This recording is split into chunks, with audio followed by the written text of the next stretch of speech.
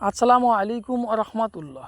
রাসূল সাল্লাল্লাহু আলাইহি ওয়াসাল্লাম বলেন, জ্ঞানী তো সেই ব্যক্তি যে ব্যক্তি তার নিজের নফসকে নিয়ন্ত্রণ করে এবং পরকাল জীবনের জন্য উত্তম কাজ করে। ছোট্ট একটা উদাহরণ শোনাই যাতে বুঝতে সুবিধা হয়।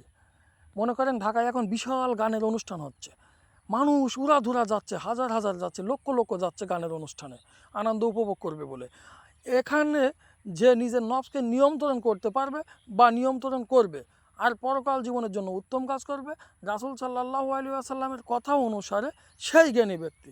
আর মূর্খ অধম ব্যক্তিকে রাসূল সাল্লাল্লাহু আলাইহি ওয়াসাল্লাম বলেন, যে ব্যক্তি তার নিজের নফসের দাবি মেনে নিল আর পরকাল জীবনের জন্য উত্তম কাজ করলো না, সেই হচ্ছে মূর্খ অধম ব্যক্তি। ছোট্ট একটা উদাহরণ শোনায় যাতে বুঝতে সুবিধা হয়।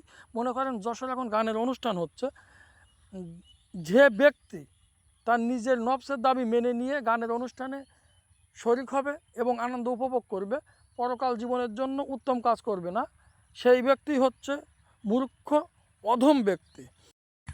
মানুষকে উপকার করতে হবে আল্লাহ সন্তুষ্টি অর্জনের জন্য, যে মানুষের উপকার করলে আল্লাহ খুশি হয়।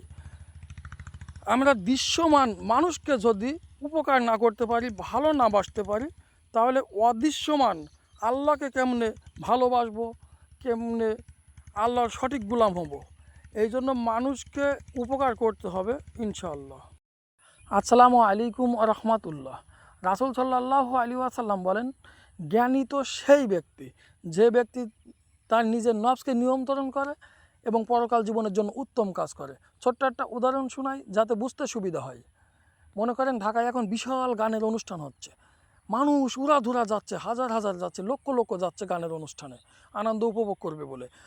এখানে যে নিজের নফসকে নিয়ন্ত্রণ করতে পারবে বা নিয়ন্ত্রণ করবে আর পরকাল জীবনের জন্য উত্তম কাজ করবে, রাসূল সাল্লাল্লাহু আলাইহি ওয়াসাল্লামের কথা অনুসারে সেই জ্ঞানী ব্যক্তি। আর মূর্খ অধম ব্যক্তিকে রাসূল সাল্লাল্লাহু আলাইহি ওয়াসাল্লাম বলেন, যে ব্যক্তি তার নিজের নফসের দাবি মেনে নিল আর পরকাল জীবনের জন্য উত্তম কাজ করলো না, সেই হচ্ছে মূর্খ অধম ব্যক্তি। ছোট্ট একটা উদাহরণ শোনায় যাতে বুঝতে সুবিধা হয়।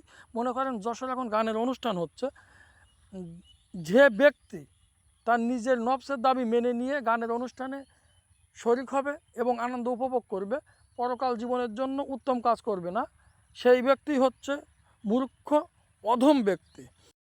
আসসালামু আলাইকুম রহমতুল্লাহ। রাসূল সাল্লাল্লাহু আলাইহি ওয়াসাল্লাম বলেন, জ্ঞানী তো সেই ব্যক্তি যে ব্যক্তি তার নিজের নফসকে নিয়ন্ত্রণ করে এবং পরকাল জীবনের জন্য উত্তম কাজ করে।